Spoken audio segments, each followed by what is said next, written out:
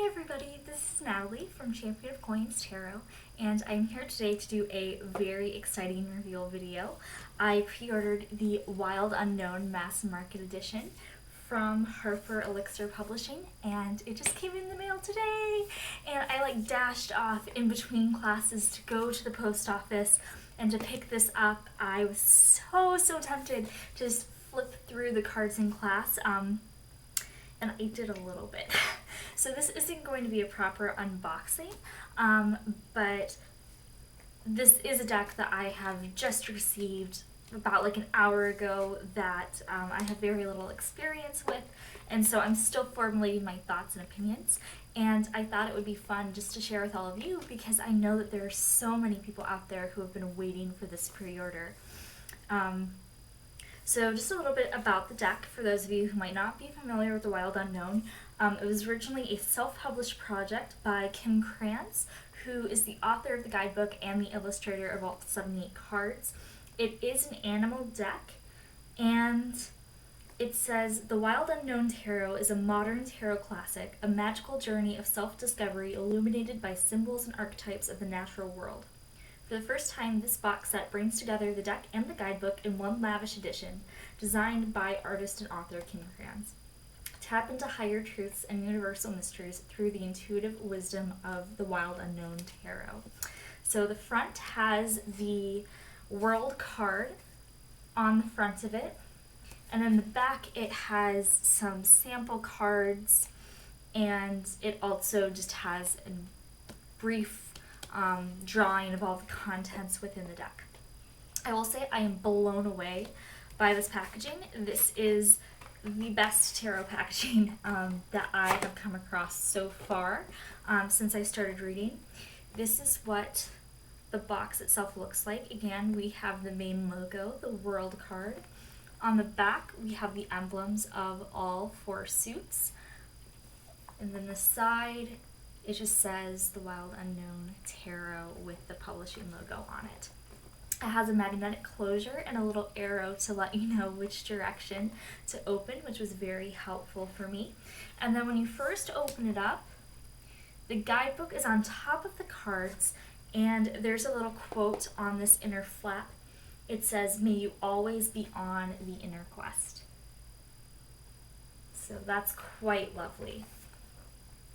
Then there is a large ribbon for you to, if I can use it correctly, there is a large black ribbon so you can remove the guidebook, and then inside there is a smaller insert with the actual box that contains the tarot deck. So this is what the box looks like, and then again we have the emblems on the back. So we're going to get to this in a minute. The first thing I want to talk about is the guidebook because I have read through this already. It's fairly short. It's only 207 pages, and there isn't a lot of writing for each card. The quality is really wonderful. It's a matte finish on the cover. The inside has the lovely snake print pattern, which is on the backs of the second edition that was self-published, and the backs of the cards that we're going to get to in a second. I'm sorry, I'm going a little bit fast here. So the guidebook, it has just information about her process when drawing the tarot, why she started doing that. There's a section on understanding the deck where it talks about the majors, the minors, the differences in the court cards and in the suits. A section on reading the cards with spreads and tips for shuffling, and then it gets into the majority, which is the meanings for each card. The book is structured so that way it goes through the minors first. So it goes Wands, Cups, Swords, and Pentacles, which is the traditional Golden Dawn, Crowley, Kabbalistic order for the suits. So it does follow that pattern. And then the majors are in the back of the book. My one complaint with the guidebook is that there just isn't a lot of information for each card. And because this deck is so abstract, I would have really liked to see just some information from the artist about why she chose to use certain lines, why she chose to use certain colors or certain animals in her symbolism. So let's see. So for example, we have the rat in the Four of Cups. I would have loved to just have gotten some insight about how she chose to draw each card. There's the Four of Swords. The guidebook is in black and white. The actual cards that come with it are in color. But I would have just appreciated a little bit more meat. I mean, I do resonate with the keywords that are included, and I like the idea of the court cards being family, how she presents in this guidebook. I've talked about it a little bit with one of my favorite decks, which is the China Tarot, but that's another one in which the court cards are a definitive family system and are read as such. So she says that the Wands family is a vibrant and well-loved family. They make dangerous enemies, usually associated with lighter skin and hair. The Cups family is artistic, open-minded, quiet, a family of dreamers, lighter skin and hair. The Swords family is well-educated and highly receptive, not necessarily a warm family, with quotation marks, usually dark skin and hair. The Pentacles family, very grounded, deeply connected to nature and the home, may have darker hair and eyes.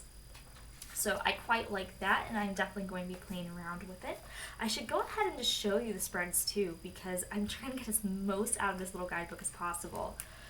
So there is the standard daily draw, which I like this sketch. I like how there's not a lot, but there are a few of her own original sketches here and there.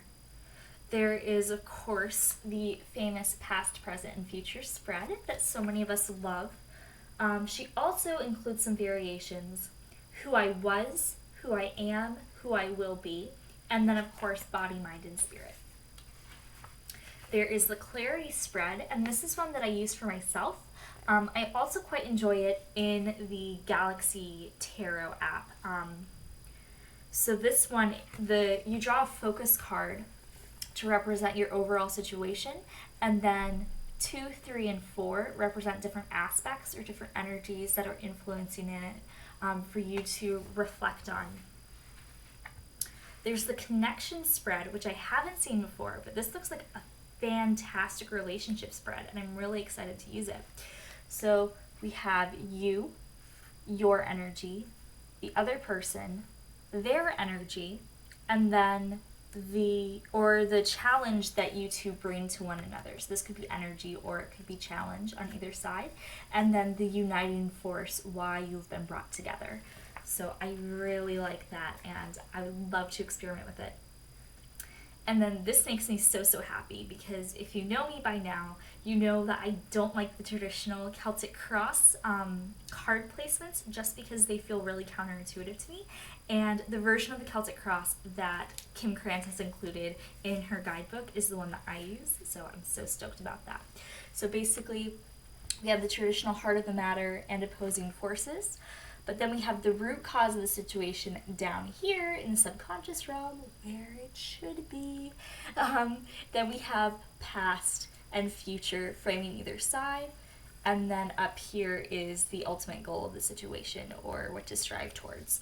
And then on the side, there is you, how you see yourself, external influences, hopes and fears, and then the final outcome going along the top. So I quite like that version. And then it also includes a year ahead spread. And this is the same one that I've been working with. This is the one that Patrick from In the 78 Cards did his 2016 challenge around, and I'm going to go ahead and link you to his channel below. The challenge was inspired by him working with this deck, and I think we'll see what happens, because like I said, I really haven't done very many readings with this deck. I've just a few here and there in between classes and the like, but I think that I would really like to try next year's experience using this deck in particular. I think that would be really interesting. Maybe a good point of comparison. So that's the book. Now, I've already shuffled the cards, so They're not going to be in the order that they came in, but like I said, it was wands, then progressing through the minors with the majors last. The box has some special tidbits. So we have this galaxy pattern both on the inside and the outside.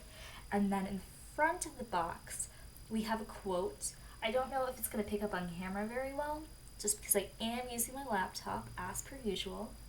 But it says, "Welcome to the Wild Unknown Tarot. You'll find no wrongs or rights inside this box, only mirrors for reflection. Open your mind, draw a card, and have fun on your journey." So I really love that message. Then box, it has again another thick ribbon, and on the inside it just has a simple infinity symbol, which is really pretty. And that was a nice surprise actually. I didn't notice it until I was going to put the cards back in the box because it was hidden by this thing. So I really like that touch. It's very sturdy, very durable. This is probably like one of the best tarot boxes. Actually, straight up, this is the best tarot box that I have in my collection, and I really get addicted to these things. So then the cards themselves, they have the snakeskin backing from the Wild Unknown 2nd edition, and they also have the difference in coloration that was present in that edition as well, which I am very happy about. This deck, it really didn't call to me. I was really impressed with its aesthetics, and of course it blew up a few years ago on Tumblr and on Instagram, and so these images, they feel very immediate and very recognizable, but I just wasn't called to purchase this until I saw the mass market edition, mostly because of finances, and also because I just wanted to kind of ignore everybody else's opinions and to just like find time, make time for myself to learn how I want to read with this deck. The artwork is really gorgeous. It translates very well in person. I only had one slightly damaged card. The Ace of Wands was sitting at the top of the box, and it has a little wrinkle down in the left-hand corner. I don't know if you can see that very well. But it is wrinkled. It doesn't bother me at all. I actually like it. It adds a bit of character, and the cardstock is really nice. It's fairly thin, and it is matte, and it shuffles so beautifully. I thought that it would be really thick, just because the cards, they're fairly large size. They're larger than a Lo Scarabeo, for sure. It's about the size, maybe a little bit smaller than my trimmed down Marielle. I should probably grab a comparison for it, but I'm not going to get up right now. I don't think I could. I have the hips of an old lady, to be honest. But I will say that there is a very organic, there's a very sketchy quality to the lines. They aren't as crisp as they appear in photographs, which is really interesting because it adds this kind of like raw, just really unbridled artistic energy.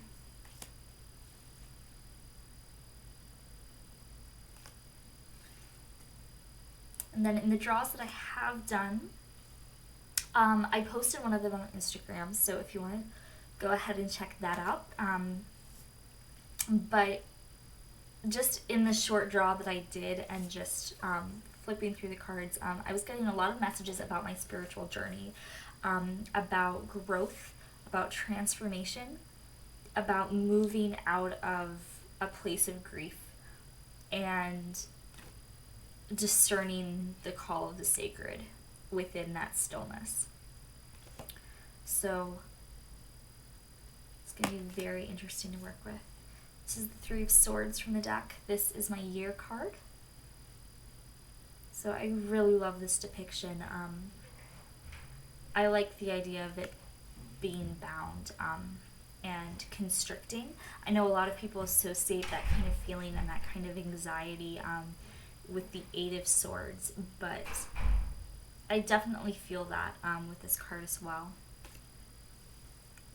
So I'm going to go ahead and end the video there just because I really don't have very much left to say yet.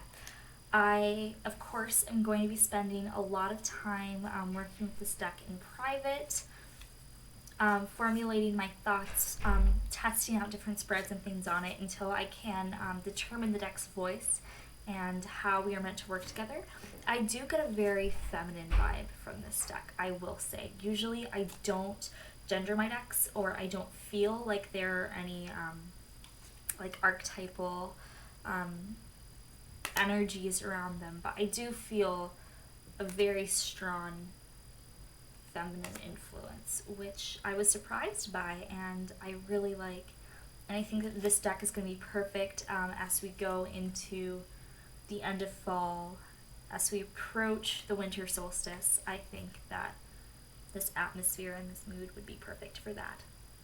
So, thank you so much for watching, everybody. I can't wait to hear what you thought of this version, how you're getting along with your new decks, or if you've had the Wild Unknown already, if you have any tips or any experiences that you would like to share in regards to your working time with this deck. So I'm sending you all much, much love, and I can't wait to talk to you soon. Bye!